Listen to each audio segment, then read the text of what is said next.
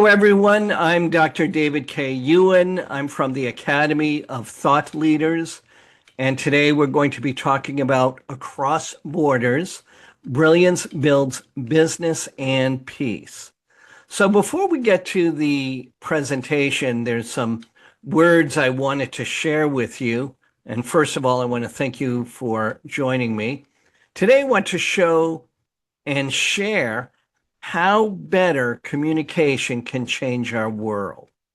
In school, we use words to learn, but out there, people use words to move ships, sell apps, and plan peace talks.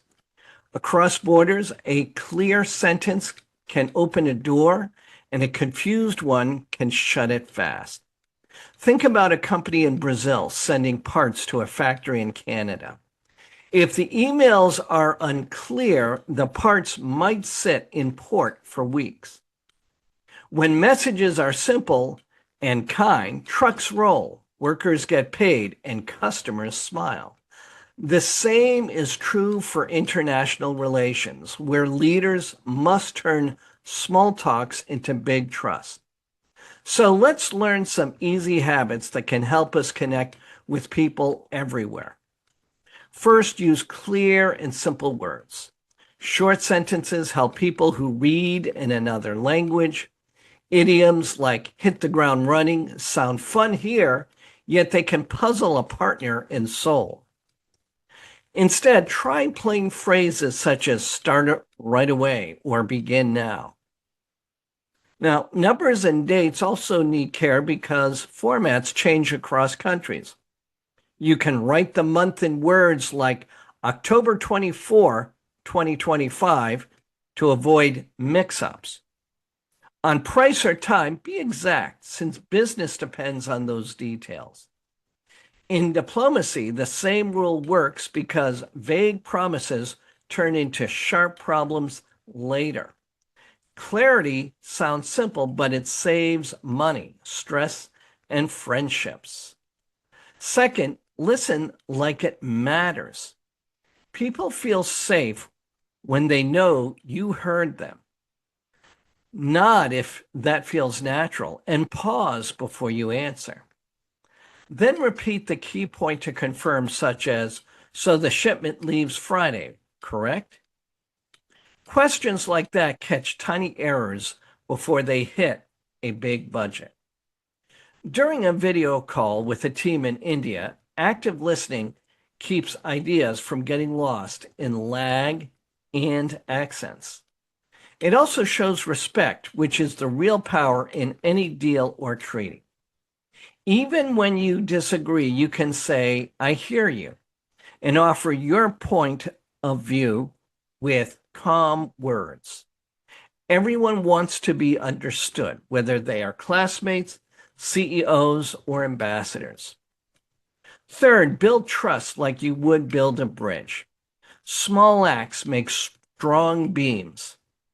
Learn someone's name and say it right, because names carry family and history. Share a culture calendar so your group knows important holidays, fasts, and days of rest. Some teams like a quick hello, while others prefer warm small talk before business. Either path can work if everyone feels seen. Time also feels different around the world, and it helps to name expectations early. A partner in Germany may expect strict start times, and a partner in Nigeria may value, flexible pacing. Respect for those styles invites honest ideas and long partnerships. Fourth, handle conflict with a calm plan. Problems will happen even with good people and good goals. When tensions rise, try the learn steps, Learn, the learn steps. Listen first without jumping in. That's the L for listen. The E is explain. Explain what you heard and what you need. The A is acknowledge. So acknowledge feelings and culture which shows you care. The R is recommend. Recommend a small next step that seems fair to both sides. Negotiate is N. Negotiate together until you find a path you both accept. So again, LEARN, the learn steps. LEARN. You listen first without jumping in. That's the listen. The E is explain what you heard and what you need. The A is acknowledge feelings and culture, which shows you care. The R is recommend, a small next step that seems fair to both sides.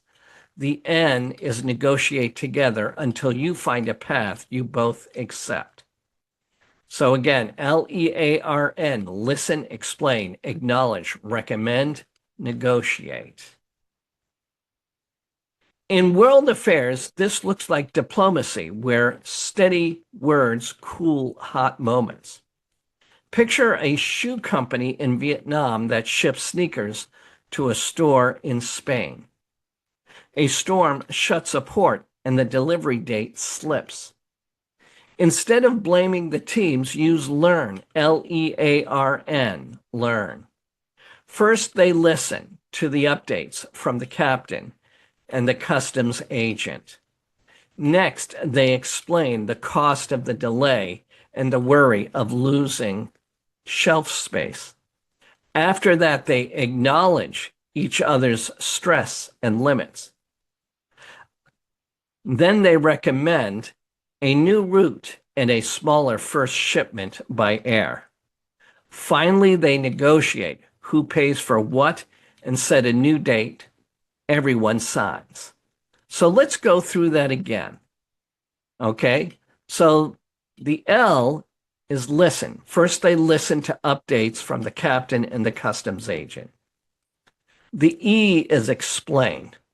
So next, they explain the cost of the delay and the worry of losing shelf space.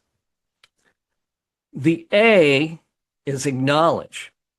After that, they acknowledge each other's stress and limits.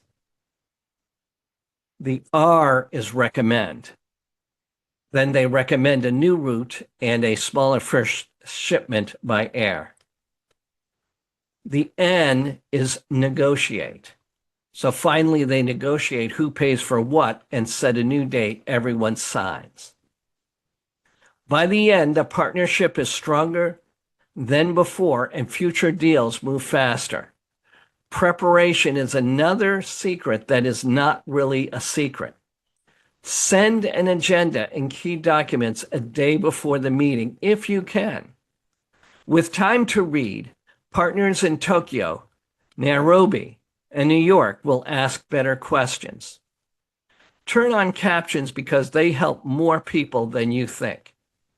Use a round robin so every voice gets space. Summaries at the end turn talk into action. Following up in writing with names, tasks, and dates. In both business and government, that simple habit builds trust fast. Clear prep makes meetings shorter, kinder, and more useful. Examples from around the world can guide us without turning into labels. In Japan, a small bow and patient silence show care. Across much of Latin America, friendly small talk plants seeds for strong deals. Germany may favor direct words and tight schedule, which helps teams move on time. Nigeria often values community and flexible problem solving, which can spark creative ideas. The United Arab Emirates may mix tradition with bold innovation, especially in new tech and tourism. Of course, people are different inside every country, and no list fits all. Because of that, curiosity beats stereotypes every day. Ask, listen, and adapt, and you will almost always find common ground. Again, ask, listen, and adapt. Tools can help, but they are helpers, not heroes. Translation apps turn hard words into easier ones when used with care.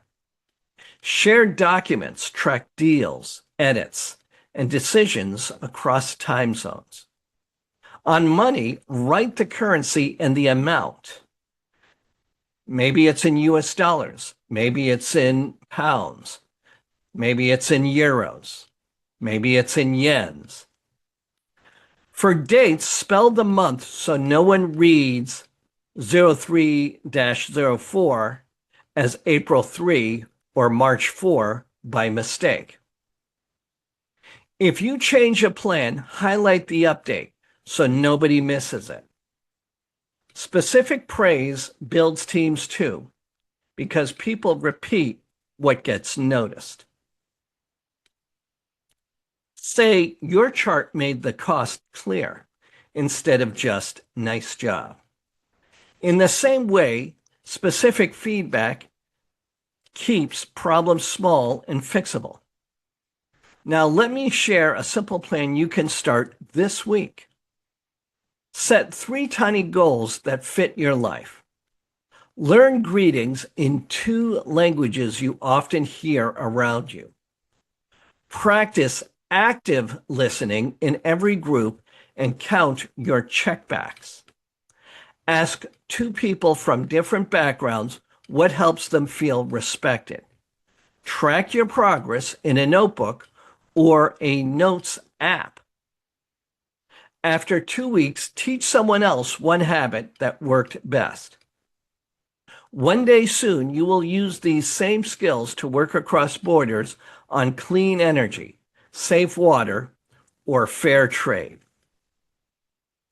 So I'm going to go now to our slides and to our presentation, but I wanted to share a few words first. So give me a moment as I switch over, and I'm sharing my screen and you should see it now. So again, we're talking about across borders, brilliance builds business and peace. So let's take a look at that. Again, I'm Dr. David K. Ewan. I'm the chair of Global Communication Studies at the Academy of Thought Leaders. I want to thank you all for coming. So we want to talk about some simple, practical communication tools. Use simple sentences to reduce misunderstandings consistently. One of the ways you can do that is to speak slowly and pause and check for understanding. You'll get the cues when you see the facial expressions, even if you're on an online call. As we talked about before, avoid that technical jargon. Use clear and universally understood words because the kind of word choice is different from country to country. Summarize action items at each scheduled meeting so that there's a sense of accountability. Confirm deadlines explicitly to prevent timeline confusion. Anything without a timeline lends itself to procrastination or just getting lost between the cracks. We talked about active listening and confirmation techniques. You want to be able to paraphrase key points to validate a shared understanding between you and your audience. Remember to ask clarifying questions before offering proposed solutions to make sure that you understand that your solution is worthy of being presented. Reflect emotions to build trust and rapport. Be a person, not a robot. Use verbal nods, that body language, to encourage continued sharing.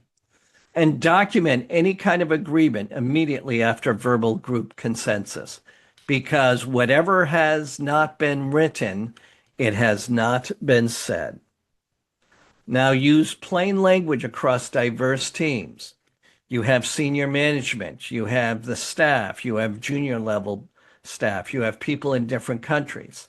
So prefer short sentences with concrete, familiar terms. Replace idioms with straightforward, literal, clear expectations. And define acronyms the first time they appear. You notice earlier, I was talking about learn, Learn, and I was very careful to define it twice. Structure messages with headings, bullets, and concise paragraphs because it'll be a faster read and therefore more understandable. Provide examples illustrating expectations and desired outcomes so that way people can picture in their mind what the expectations are. We talked earlier about avoiding idioms, slang, and anything that's not clear. Again, use whatever's globally recognized and eliminate those culture-specific jokes. They often confuse listeners. You want to replace metaphors with direct, literal, clear descriptions. Be direct and to the point. And you want to be able to speak in a way that people from different cultures and different levels of an organization can understand you. So very often, these key points that are in meetings need to be restated during video calls. The way you do that is you recap decisions at milestones to maintain this alignment that you have with the group. Okay. And this is at each milestone, and you're recapping those decisions. And very often, if someone asks you a question, repeat the questions before answering for clarity and understanding. And if there is not an understanding or there's a disagreement, summarize the disagreements neutrally to reduce perceived tension. Do not have tension in the atmosphere. Highlight your next steps and responsible owners clearly. And invite corrections to ensure mutual comprehension immediately. Now, one of the things you can use is you can use Grammarly. It's a very common tool, or AI. You want to run these grammar checks on your written documentation before distributing important documents. One of the things you're checking for is not only if it's grammatically correct, but also the tone, because the tone must not provide an unintended directness. It has to be positive, respectful, enthusiastic, with humble empathy. So make sure there's this readability that's improved in the document that you produce. And then stay with that guideline of style for as long as you can. And stay away from that ambiguous language and always stay very specific. Okay. You want to have some real global case studies to be able to follow and use as an example. So you want to study whatever regional norms influencing negotiation and collaboration so that you understand the atmosphere that you're in. You want to do that by analyzing successes and failures to refine your business playbook and extract whatever transferable practices for similar cultural contexts. What you do with Germany will be different than what you do in Asia. And just to make sure you get it right all the time, document the lessons learned with actionable and repeatable steps. So what worked well, make sure you are able to repeat it. Now prepare for example, Japanese business etiquette norms. And I'm using this as an example, but you can also do it for other countries as well that you might be working with it. But this is an example of preparing for etiquette norms. So if we were doing this in Japan, you would practice bowing, this bowing etiquette that's appropriate to the various seniority levels. You want to exchange business cards respectfully using both hands as if it's a gift. Use family names plus honorifics during the introductions. You want to avoid direct confrontation because that doesn't sit well in the Japanese culture. You want to communicate sensitive concerns indirectly. And also plan on scheduling extra time for intentional relationship building conversations. But There's more, and you'll get an idea as you communicate more with these different cultures. But with everyone, you want to apply lessons to build rapport respectfully. The key word is respectfully. You want to mirror preferred greetings and meeting formality levels. And you want to adopt seating arrangements, be it at a conference or a round a desk. But whatever the seating arrangement is, this would reflect the local hierarchy norms. There's a chair you're allowed to sit in and a chair that you probably are not supposed to sit in. Match the pace of decision making to cultural expectations. Don't go at your pace. Respect silence as thoughtful consideration and not disagreement. And offer small gifts where customary, but avoid anything that's extravagant. Now, there are steps for building trust and teamwork. You want to create shared value statements with multicultural input. Celebrate holidays from represented cultures throughout the year and recognize contributions publicly across all time zones. Rotate facilitation roles to balance participation opportunities and address conflict early using mutually respectful language. And when you do these five things, you'll be on your way to building trust and a good environment for teamwork. Now, let's talk a little bit about cultural awareness sessions and holiday traditions. One of the things you can do is to host monthly sessions spotlighting colleagues' cultural celebrations. So that way no one is left out. Invite storytelling about customs, about food, and about values. You can compile a cultural calendar acknowledging significant company-wide observances.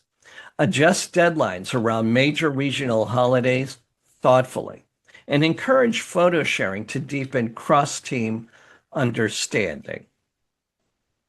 Now, here's what we're talking about with a cultural calendar, so that way you could celebrate these specific events, but you want to have your own cultural calendar that you create and use. So list global holidays with a brief context explanation so that you can understand it, because there are certain holidays in other cultures that will be new to you. Share annually, then update quarterly as needed. And align project timelines around significant observance periods so that you're mindful and respectful. Note regional working hours. Some cultures will work Sunday through Thursday as the work week, while others are Monday through Friday. So know what those regional working hours are and remind managers to plan coverage proactively together. Now, one of the things we focus on is the inclusive language. The planet Earth common language tends to be English, but there are other things that you can put into consideration to strengthen team cohesion. The type of language we use is prefer we over I to emphasize collaboration, that we will do something instead of I will do something. That way people will feel included. Use gender neutral titles and inclusive salutations consistently. And by keeping everyone included by invitation and by having the perspective of being invited. This way, there are more actively voiced participants and more soft-spoken voice participants. Make sure everyone's included and they do not shy away. And when they are included, thank them by name for their specific efforts. Let's talk about more about conflict and misunderstanding management tips. Let's talk a little bit about that. One of the things that needs to happen is to identify assumptions explicitly before evaluating underlying intentions. We have to be very careful about assumptions. You want to separate people from problems during heated discussions. If two people are on the road to a very big heated discussion, you want to separate them. Use neutral facilitators for emotionally charged topics and document agreed facts to reduce recurring disputes. Okay, so that once an agreement is made, document it because it doesn't need to be argued again. And schedule follow-ups to verify resolution remains effective long term. And that would be important. We did talk about applying the LEARN model during mediation. And I'll just remind you here with the listen, explain, acknowledge, recommend, negotiate. And we also gave an example of that. So listen fully without interruptions to understand perspectives. That's the L. The E is to explain viewpoints clearly, acknowledging present cultural influences. The A is acknowledge emotions respectfully to de-escalate tensions swiftly. The R is recommend, which is recommend options balancing needs of both parties. And finally, negotiate. Negotiate compromises that carefully preserve mutual face. LEARN, which is learn, is a good global communication strategy. So listen fully, explain viewpoints, acknowledge emotions, recommend options, and negotiate compromises. Again, listen, explain, acknowledge, recommend, and negotiate. And a third time, I'll say it again.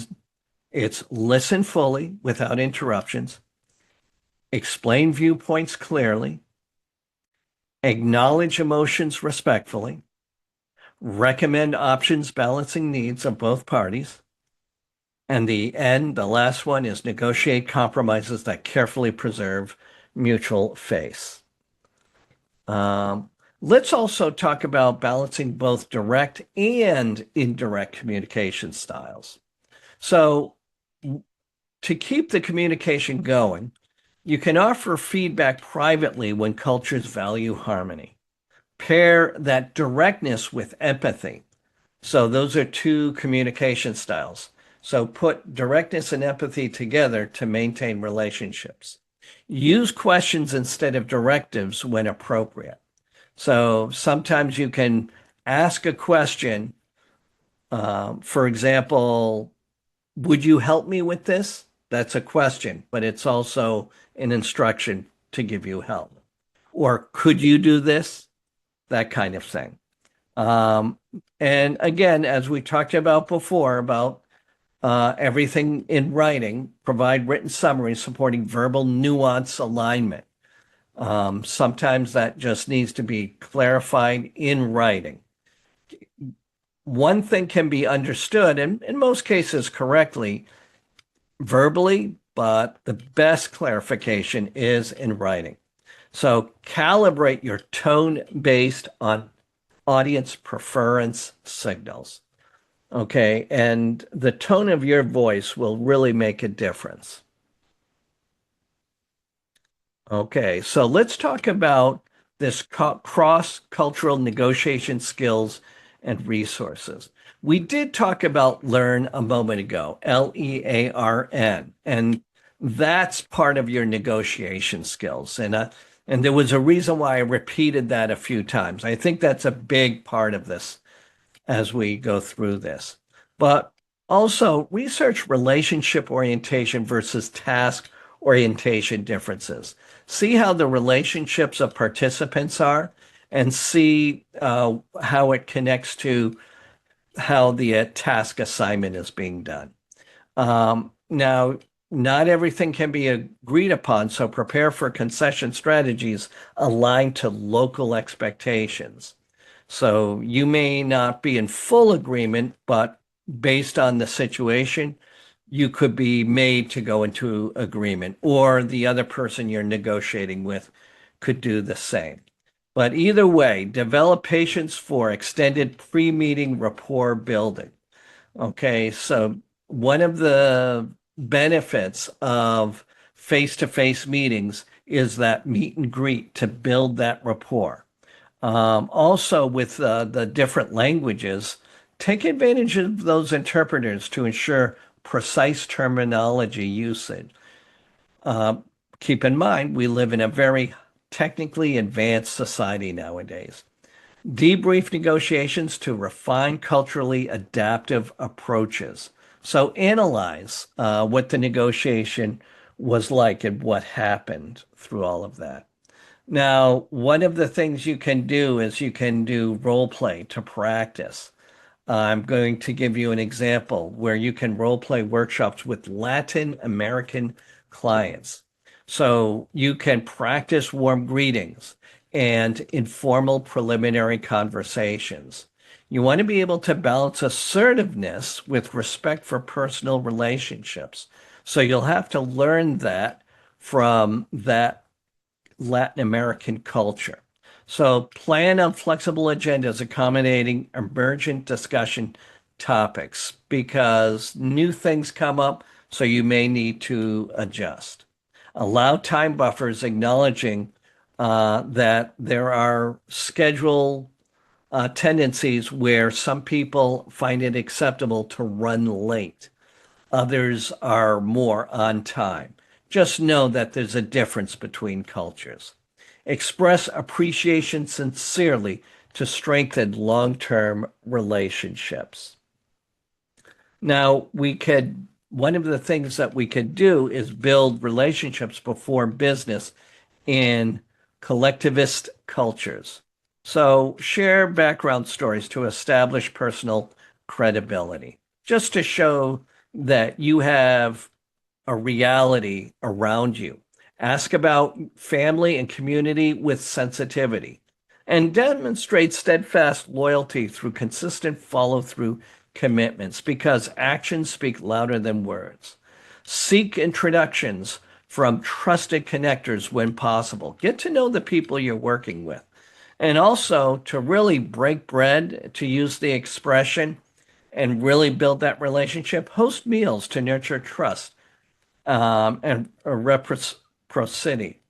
For example, you may have a client dinner or have a lunch, but when people come together, it's more of a personal connection beyond the business connection. Now, let's talk about global media and diplomacy understanding. We need to be able to monitor international coverage for framing differences regularly. There are countries that are okay one day in a war the next day, and there are geopolitical differences that are now developing. That's an example. So businesses change because countries change. Whatever it is, adapt that messaging to resonate with local priorities. So that way you have a certain level of consistency with the person you're negotiating with. Now, anticipate sensitivities around national identity and pride because talking about someone's culture has a little bit of sensitive notion to it. Now, train spokespeople on cultural appropriate media engagement. So the spokespeople that you assign, be it a separate person or a person taking on that role, would be trained in such a way that they understand speaking culturally appropriate to a vast variety of different cultures. And also coordinate translations, ensuring nuance and intent preservation. Because the way something is written, the way it's said, will have a different nuance depending on how it was presented. Now, let's talk about tailoring messages to local values effectively. You want to emphasize community outcomes in East Asian context. You want to highlight individual achievements when culturally appropriate locally and how that is communicated. Lead with locally trusted social proof examples and feature partners, or I should say partnerships with respected regional organizations prominently. Test message variants with localized audience panels. You'll find out what your voice should be when you are operating in a different culture that you're not working with all the time. Now, there are face-to-face meetings and then there's online meetings. You want to make sure that there's a way to keep everyone included. One of the ways you can do that is to enable live captions to aid in comprehension universally for everyone. Use chat to capture questions from participants. And then also invite people to communicate and also go around the room in this virtual room, the web conference, sort of this round robin, just so that everyone is invited to participate. Whatever you have, be it an agenda or other material, share those materials beforehand. So that way, that'll reduce the vast amount of confusion and questions before the meeting. And also record the meeting so that it's available for people as well. Now, send agendas and materials 24 hours ahead. Just give a full day. Okay. That includes the objectives, the timing, the roles, and any type of decisions that have been made or need to be made. Okay. So, all of these preparation things, for example, glossary links for uncommon industry terminology, because you're dealing with people from different languages. And also maybe an FAQ, frequently asked questions, or offer questions that could be asked, offer the ability for people to ask questions before the meeting. Okay, let's do more. There are features within Zoom, Google Meet, and Microsoft Teams. We talked about enabling captions and transcript. There's also the AI note takers, and also using the hand raised feature to manage speaking cues. So that way people are not talking over each other. And also, you can post action items in the chat so people can copy and paste it before the end of the meeting so that better notes are taken beyond just the regular AI note takers. Okay. And also, whatever action plan you have, do it with SMART goals. That's SMART, SMART goals. It's another acronym. We talked about LEARN, LEARN. SMART goals, that's more commonly known. But whatever goals that are presented, they have to be using the letters SMART, specific, measurable, attainable, relevant, and time-based. So specific is making sure the goal is not generalized. It's got a very specific goal in mind. And that it is measurable. So that way you can determine success. It has to be attainable. That's the A. It has to be attainable. That means it needs to be possible that it can be done. And also, the R is that the goal is relevant, that it's something you should be doing. You're not wasting your time. And the T is time-based. Any goal that doesn't have a deadline is just procrastinated. Okay, so that's what SMART goals are. SMART, specific, measurable, attainable, relevant, and time-based. And with all these goals, assign owners, recognize the milestones and what that Gantt chart would be. So when those milestones are supposed to happen. So, and also limit goals to maintain sustainable weekly progress.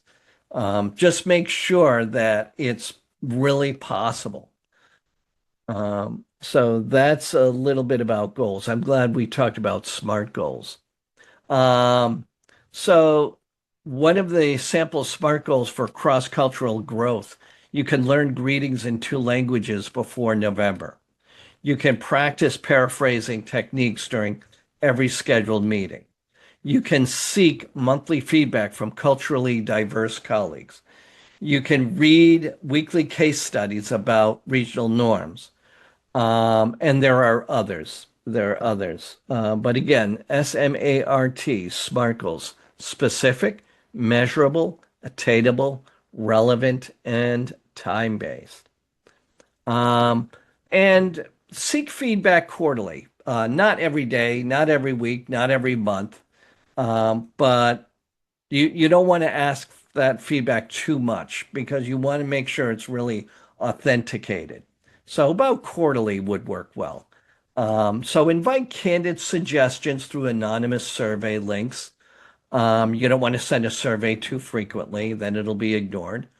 You can also schedule one-on-one with team members, and that way you can prioritize underrepresented perspectives across teams so everyone has a voice. And you want to summarize these feedback themes and propose actionable experiments or goals. And again, we talked about SMART goals. And also share progress updates to demonstrate that you've been listening. That way you're being transparent with the global teams. Okay. Make sure that just some key takeaways just to make sure you have confidence. This is just sort of a quick reference. Speak clearly, avoid jargon, and confirm understanding consistently. One of the ways you confirm is by asking, or just repeat it back. If you can explain it, that means you understand it. In global teams, respect customs, respect titles, and meeting formalities. And maybe it's very much a very formal process. Prepare thorough research, understand your audience, and be prepared to tailor your messages accordingly based on what you found. Balance relationship building with task force efficiency and clarity. So there's the job that needs to be done, but you're doing it with people. So that has to be balanced. And everything that you do, document everything. Document agreements, document who the owners are for a product or a service, and also document what the deadlines are, just like it's a contract with the people that you're partnered with. You want to make sure that, and it happens, misunderstandings happen. You want to clarify misunderstandings promptly with thoughtful questions. And an example of that is ask what was meant, not what was assumed. And we all assume, we all make that mistake, but you can ask to clarify. And you can restate the interpretations and invite immediate corrections openly.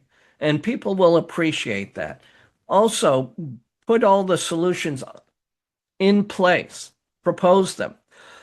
And then with all of those proposals of solutions, that will determine what the shared facts in terms of solution will be. Escalate respectfully when misunderstandings persist repeatedly internally. But whatever that clarification is, document that. So that way you can avoid the mistakes of the past. We talked before about respecting cultural norms, prepare thoroughly, and communicate confidently. Research the etiquette basics before cross-border interactions thoroughly. And to be prepared, rehearse those introductions and key messages out loud. Okay. Time box discussions while allowing relational digressions appropriately, meaning don't let conversations get out of hand. Let them be within the time frame of the communication as intended. And also double check those translations just to make sure the translations are accurate. Also, end meetings summarizing the commitments and contingency plans. Everything needs a backup. And the good thing now with AI note takers, we certainly have good minutes to the meeting, and that's of great value. My name is Dr. David K. Ewan. I'm the chair of Global Communication Studies at the Academy of Thought Leaders. I want to thank you. This has been a great discussion. We'll be having different webinars here at the Academy. We'll also be having our podcast series. And certainly on our website, we will have articles to read as well. And we'll also have invited guests to join us as well. I thank you for joining me. Again, my name is Dr. David K. Ewan from the Academy of Thought Leaders.